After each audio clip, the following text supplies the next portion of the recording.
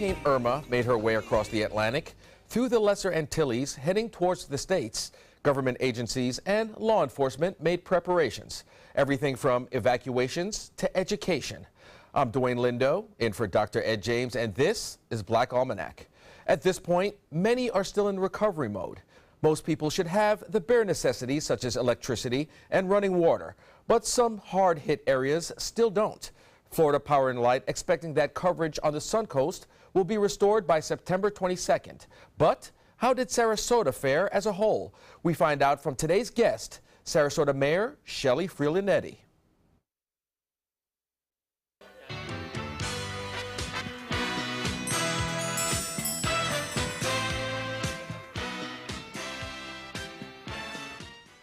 Miss Mayor, thank you for being here this morning. Thank you for having me. Yeah. So, first question, how are you holding up?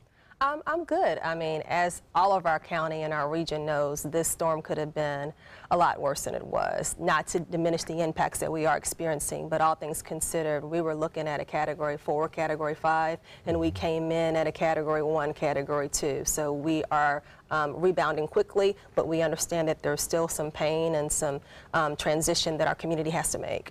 And one thing I want to get at too is you mentioned this could have been a Category 4, Category 5 storm.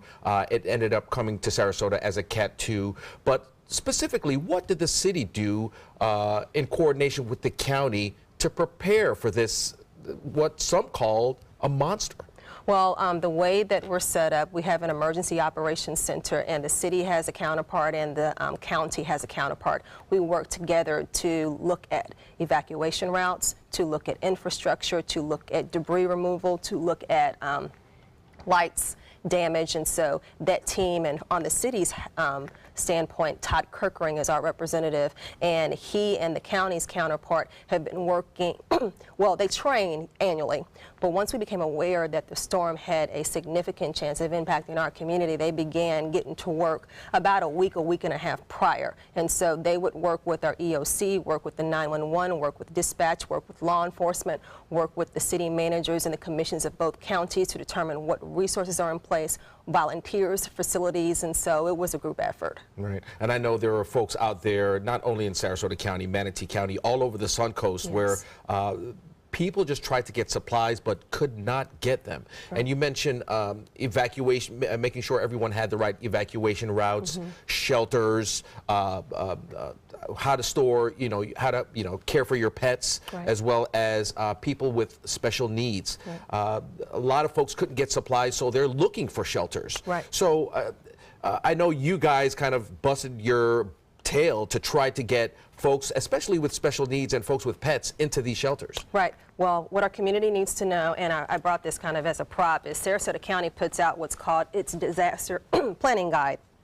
And within this document, it lists all of the shelters within the county, within the city. It talks about which shelters are pet friendly. It talks about which shelters have special needs capability. And so this is the first document that you should get when you are planning for your hurricane toolkit that we always hear about on your station as we're getting ready. With regard to the shelters, we had about 16,000 of our county residents were in shelters as of Monday going into Tuesday. And that's almost a third of the city's population. Right. So it was a significant deal. And what happened is, the way it relates is, we are listed in the county in zones, zone A, B, C, and D, and the like. Correct. Zone A is our barrier islands. Zone B, and part of the end of Zone A is what's called our low-lying areas or our flood-prone areas. And so those were the ones that were under a mandatory evacuation. So those were the individuals that went into the shelters first. However, we received a request from the state of Florida, from Governor Scott's office, asking that we make another shelter available because, remember, down south, the Keys were evacuated. Right. Miami-Dade was evacuated. Broward was evacuated. Fort Lauderdale was evacuated. And those folks were coming north. And so we had a shelter at Brookside that was specifically designated for evacuees that were coming from other counties. So we actually we had evacuation shelters for that population before we had a need in our community. And just want to give a special thanks to all of the schools and the principals that manned their schools facilities for the purposes of shelters. You know, one of the things that we look at in assessment is, were there enough volunteers? Are there parts that need to come together? I personally toured many of the shelters in the city, and I know that at Booker High School, Dr. Shelley was in place, Dr. Moore from McIntosh Middle, their staffs were in place. Police officers from the city of Sarasota's police department was in place. We had National Guard that was on site that gave us federal assistance. Then we had Red Cross. Excuse me. So we were good to go. However, as we're looking back, there are educational impacts. Last week, Sarasota County and Manatee County schools were closed because those sites were shelters for upwards of 3 to 4 days, housing the most vulnerable in our community. So we had to get those schools back ready for education. So those schools are closed for the rest of those schools were closed for the rest of the week, right. Last week. Exactly. Back in session tomorrow. And so we look at educational deficits. I brought a prop to show you. This is a literacy program that's called Let's Be Safe, and it's a safe world, one child at a time. And it focuses on protecting children and promoting literacy. And Brenda Zoffra is the director of this program, and they go into schools like Goshio Elementary and M&E, and they read to our students. As a result of the storm, all those reading programs were canceled. Can you hold up? Yeah, can you hold it up to the camera too? As we're getting back, you know, into school session, there now is a significant need for volunteers. So if any of the members of the community want to come into the schools and volunteer to help read to our students, we will provide information to get in contact with Brenda and her group. At the end of each reading session, each child gets this book, and each child gets a bumblebee to remind them to be safe in the home and in the community. So this was one educational impact that we haven't really talked about in terms of no lights, no power, no facilities. So there were a number of impacts that we are experiencing countywide. And you know, one of the things we looked at in terms of assessment is we found out the hard way that some of our shelters experience power outages during the storm. Right. And a resident is saying, why would you have me to go to a shelter if there isn't a generator at the school? Well, of course, I'm asking that same question. What we've learned is that the generators were in place for the special needs schools, but were not in place for the rest of the population. And my question is why? So I'll be asking that question both to the school board and to the county to determine what happened. Were there generators? Did they have them? If they had them, did they not send them? Was there a gap in communication? Because remember, we had a week to plan. So that should have been, in my opinion, at the top of the list. Let's make sure we get generators to all of the sites where we are asking people to come so that they can have power and they can have light. There were some that were not considered special needs but still had health issues and were affected when they were in shelters where power went out. So we're concerned. Right. You know, in essence, you know, there were lessons learned. Obviously, this is something that doesn't happen every day. Sure. There's lessons learned on not only the city and the county, but for the folks who are living this in Sarasota County as well. Absolutely. Absolutely. I mean, we've never gone through in recent history a storm that has had a local impact. And so we're looking at, you know, 60% of our county that was without power. We're now down to 40% and maybe lower as of today's airing. You know, we're looking at the number of trees that were down in the community. We looked at the number of homes that have been impacted. I know that I personally toured probably about 10 homes in the community where trees had fallen on their homes. And so these were homes that had impact because they had no power. They had structural damage, and in some cases, the trees fell on the vehicles and the homes. So now do you not only have a home that needs to be repaired, you are needing transportation. There were elderly individuals that lived in some of those homes, and so now we're dealing with healthcare impacts. One of the biggest things that we've dealt with is post-hurricane, post-evacuation, when there is still no power, how do we get services to our residents? Because we toured, and there were individuals that were actually staying during the day in their vehicles because they had gas and air, because it was so hot in their homes. So we've got to come up with another solution. We're on our way, but as you said, we learned some very valuable lessons. And as you said, you mentioned that you toured the city of Sarasota, quite a bit of damage. It could have been worse had it been a Cat 4 or Cat 5 when it hit Sarasota. Right. What specifically, you mentioned there were a few trees down. folks had issues, obviously power outages, Right. that type of thing. What else did you see? Did you see any damaged homes or anything like that? I mean, I know I toured parts of Sarasota. I saw a lot of debris on the streets, again, trees down, but again, it could have been worse as a Category 5, but did you see anything worse than that? I did. I saw homes that had holes in their roofs. I saw homes, and one particular resident allowed me to come into the inside of his home, and one of the trees had fallen through the roof into his bedroom. And thankfully, he was in the front room when the tree hit. That could have been a tragic Right. loss of life there. So absolutely saw homes where there was significant structural damage. And then we saw homes where there was just significant debris, where fences were, snapped, but it didn't impact the houses. The other thing that we were really concerned about, and that's why we made sure that the city had people in place to move the debris, was to prevent as much as possible the flooding that occurs post-hurricane, and that was keeping our drains clear. Right. And thankfully we have had some flooding that's been reported, but again, that's another area where it could have been a lot worse. But our utility staff, our public works, they were out immediately after it was safe to be out. And a lot of residents were wondering, in their mind, when you're going through a tragedy, it feels like it takes forever for someone to come. We've got to make sure that it's safe. And the way it works is that if the winds are 45 miles per hour sustained or more, no dispatch, no law enforcement, no first responders. Once that percentage comes down, they are out immediately, and all across the county, they slept at facilities in the community so that they were at the ready, and they were out removing trees, assessing which lights were out, putting up the four-way stops in the community. And so I just want to thank them, because they are residents of our community too. They have homes, they have families. They went for 3 to 4 days and slept in city and county facilities so that you and I could be safe. Right.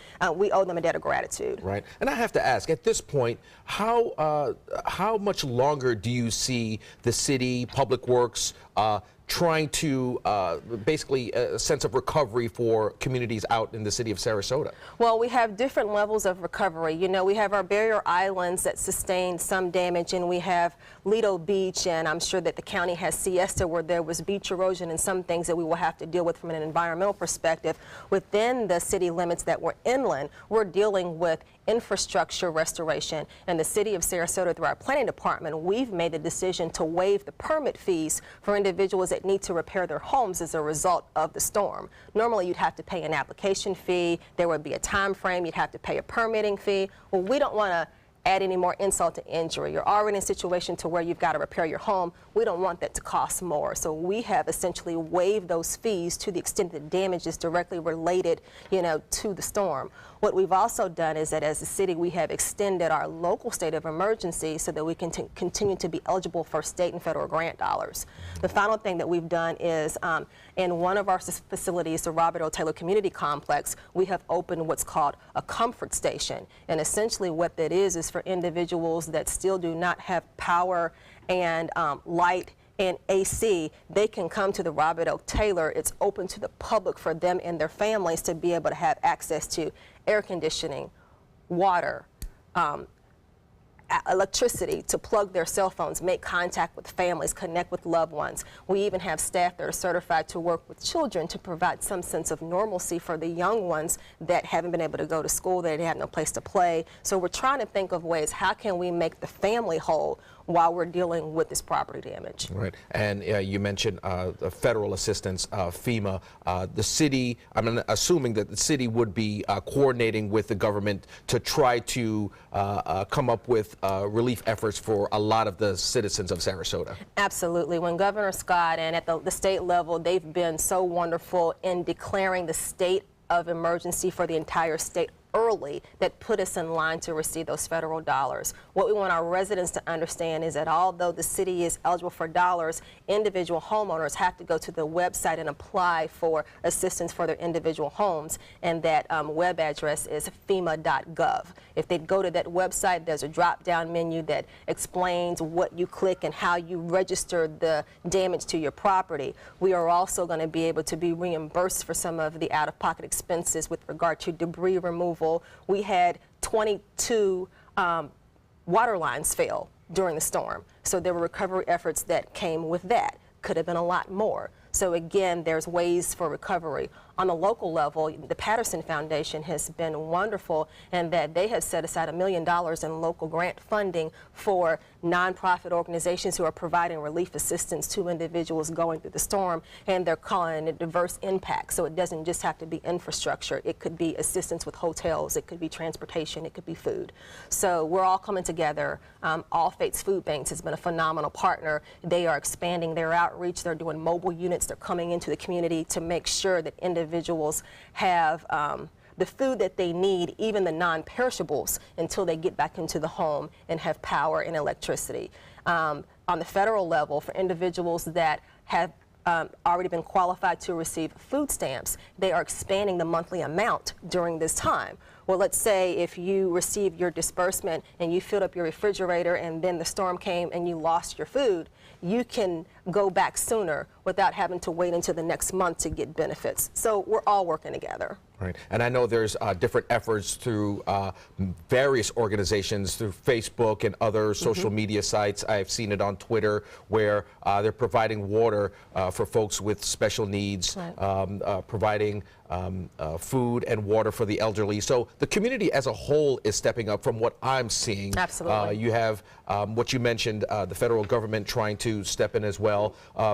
One thing I wanted to mention too was you had all the big guns out here, the Weather Channel, CNN. You also toured with a well-known journalist, toured the city, well-known guy.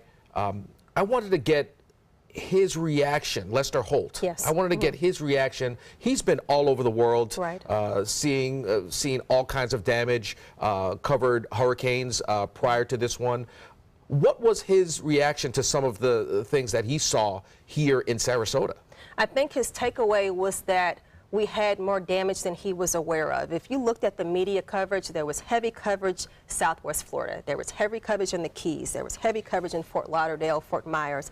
There was heavy coverage in Tampa and Pinellas, and it kind of skipped us over here in Sarasota. And so it was interesting that when I showed him around and he actually recorded the nightly news from Newtown, from one of the homes that had been impacted. And I could just tell that he and his crew were really surprised at the level of damage because, again, from the media outlets, we just got skipped over every time they talked about parts of the region until it became imminent that we were right in the crosshairs, us in Tampa. And I personally think that we got what we did because we were close to Tampa, but we're hoping from now on that they'll call us first. But, you know, he was surprised, and so he was really comforted by the corporate response between the city and the county and state, local, and federal government, and just the sincere need and appreciation that was experienced by the residents. You know, we talked to residents, and some had insurance and some didn't. They just didn't know what they were going to do, and so we vowed to spread the word as much as we could. And it just so happened that later that day,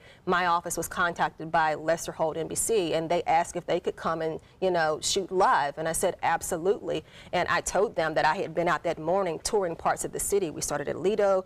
The Bringling Bridge had impact. There were several trees that were down when it was impassable. You had North Sarasota, and then South Trail had damage as well. So we talked about the scope, and he seemed to be really impressed with the level of community effort. And just hearing from those residents and seeing the holes in the roofs, but still seeing their spirits. They were still grateful because we watched on TV how much worse, unfortunately, other residents and neighbors in other parts of the state, you know, had fared. So, right. Collier County, yeah, Lee County. Yeah. Concerned, but grateful. Right. So. You know, I met with, it's funny, I was out in the field as well around Sarasota County, met with a couple CNN reporters, and they shared the same sentiment where, you know, they came here, they fell in love with the community, right. They saw a lot of the damage and really, you know, was heartbroken. I mean, sure. These guys go all around the country and covering the same type of stories. And again, just like Lester Holt, these guys were kind of amazed at the damage that Hurricane Irma did. And again, it could have been worse. Right. And the other thing, too, was that, you know, as I had the privilege of telling the city's story to all of these national outlets, I would begin to get emails from family members who had not been able to get in contact with their loved ones because they had no power or they had been evacuated. So I'm connecting, you know, people at shelters and people at facilities because I'm getting emails, hey, I'm in Virginia, I've got some family in Inglewood, can you help me find them? And then we reach right. out to our counterpart. So right. it was, you never know how far the story, extends. And so it was important that we be included as a part of that story, but not just for the purpose of being on the news, but for having an impact, connecting families, connecting resources, and letting Washington see that although Sarasota is not Miami or Tampa, we had damage to protect our beaches, help us get our homes back in place, give our loved ones transportation and assistance with food. So we were added to the conversation. It's funny because I can share the same, a similar story where I've had on Facebook and on Twitter, folks ask me about what was going on in I've had folks ask me what was going on in Lee County, Sure. Charlotte County, parts of Sarasota County, and basically did my best to try to accommodate them. But these were folks who had family here or lived here and evacuated to another state, say Georgia or South Carolina, Exactly. and asking me through Facebook or Twitter, what's going on in Fort Myers? Are the streets clear, or is there any damage? So, I mean, on the same token, the community came together, journalists came together, the city, the county, Public Works came together and tried to work as a unit to help folks that were, obviously affected by Hurricane Irma. Now, I know at this point, FP&L, they're trying to crank down the number of outages here in the city of Sarasota as well as the county.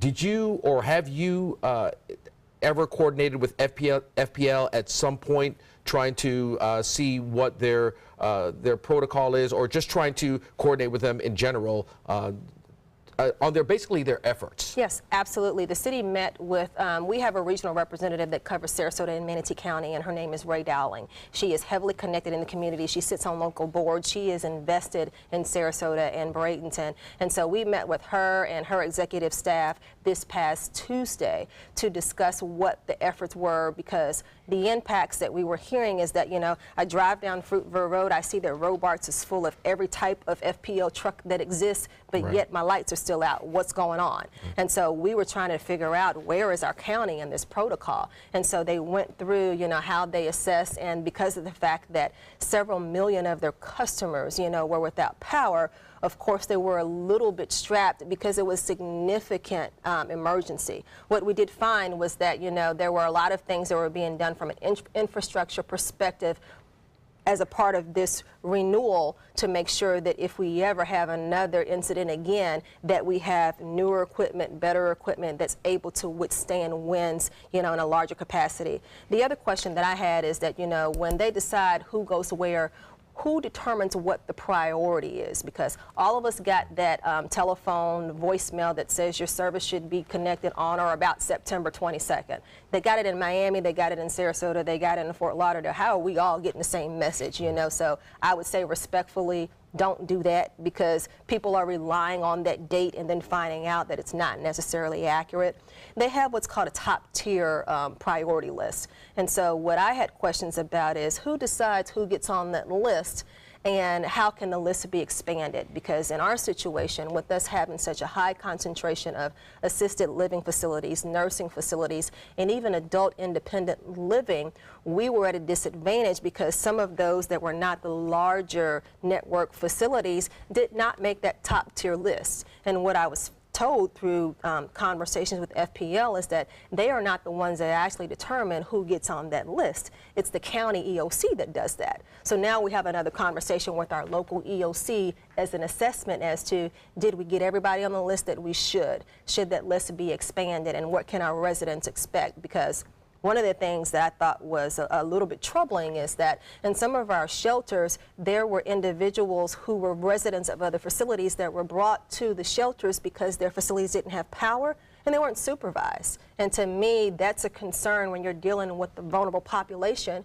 but the shelter representatives have no way to know that until they get there, and they don't want to turn people away. So we've got to have some protocols in place, some strategies to determine who gets in, who doesn't, who gets at the top of the list, who doesn't, what gets turned on first, so that people can have a reasonable expectation that their services will be restored, and that our elderly, our individuals with cognitive disabilities, those that may have mental health challenges, are going to be safe and they're going to be cared for. Right. And I know there's, I'm not sure if there is or not, but Sarasota, is there a special needs registry that folks can put themselves on? Absolutely, and that's included in this disaster planning guide. If you are an individual that has a mobility or other need where you can't transport yourself and you need to be added to the list, you can do that now for the next time that there is a natural disaster. And a lot of our residents, unfortunately, just don't have that information, and so that's why I thought it was important for us to talk through what do we know on the other side of the storm. Right, and you know, this is something that folks can absorb if this, you know, God forbid, if this were to happen again during hurricane season. Right. But in the last couple minutes here, Ms. Mayor, I want to kind of get a sense of, I know we discussed it earlier, but what's being done differently? What's going to be done differently now that, you know, we've gone through this, the big one, or supposedly the big one? If this were ever to happen again, what specifically can be done differently to make this, what could be an ordeal a lot better? Well, let me say it in two parts. One, we're still doing an assessment, so we don't have all of the answers, but I just wanted to get back and provide one other tool to our city residents. As you know, if you live within the city or the county, your trash comes on a certain day to pick up. All of our trash was impacted by the storm, and so we were focused primarily on debris removal as opposed to regular trash. We have added additional stations where you can go throughout the community and drop off your trash, and yesterday would have been an opportunity for our community to come out. We will assess that as necessary, because the worst thing you want is for someone to come back in the home, power is back on, but they have no place to put the old food and the water and the things, you know, and it just adds to sanitary issues. And so we've extended trash pickup as a result of the storm. We will have more requests in terms of making sure that all of our facilities are on that top tier list going into the next disaster. We will make sure that there is infrastructure in place for the volunteers to assist with the evacuation efforts in advance of the storm. We also will do a better assessment in terms of the strength of the traffic lights in preparation for the next storm, because all of our traffic lights were impacted. Thankfully, we did not have any collisions as a result of people not knowing when to go, but that's another area that we want to be clear about. The other final thing is, you know, how can we be better equipped in terms of making sure that gas gets back into the community sooner after the storm? Since we're not a port, we don't have the priority that Port Manatee or that Tampa has, but that doesn't help the rest of the community. So how do we make sure we have more of those resources in place? And then just talk more and not wait until the next storm to have this conversation. Right, communication is the key. Right. Ms. Mayor, thank you for coming on this morning. Really appreciate it. Good to let the folks know what's going on after this huge storm we called Hurricane Irma. Thank you so much. Thank you, and we're just so glad that we didn't have a loss of life and that folks are safe. We'll continue to work to restore your services, restore your power, and get you back up, get your homes restored as soon as possible. All right, thank you so much. Thank you. And thanks for joining us. We'll see you next week.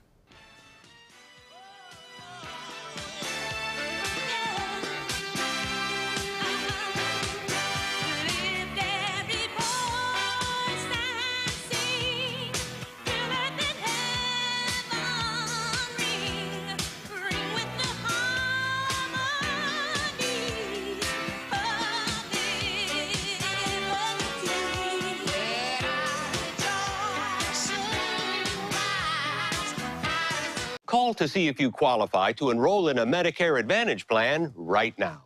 At Humana, we believe great things are ahead of you when you start with healthy. And part of staying healthy means choosing the right Medicare plan. Humana can help. With Original Medicare, you're covered for hospital stays and doctor office visits when you're sick, but keep in mind you'll have to pay a deductible for each. A Medicare supplement plan can cover your deductibles and coinsurance, but you may pay higher premiums than you do with other plans, and prescription drug coverage isn't included. But with an all-in-one Humana Medicare Advantage plan, you could get all that coverage plus Part D prescription drug benefits, all for an affordable monthly plan premium, and in some areas, no plan premium. It's all described in this free book and DVD. Call for yours and discover how an all-in-one Medicare Advantage plan from Humana could save you money.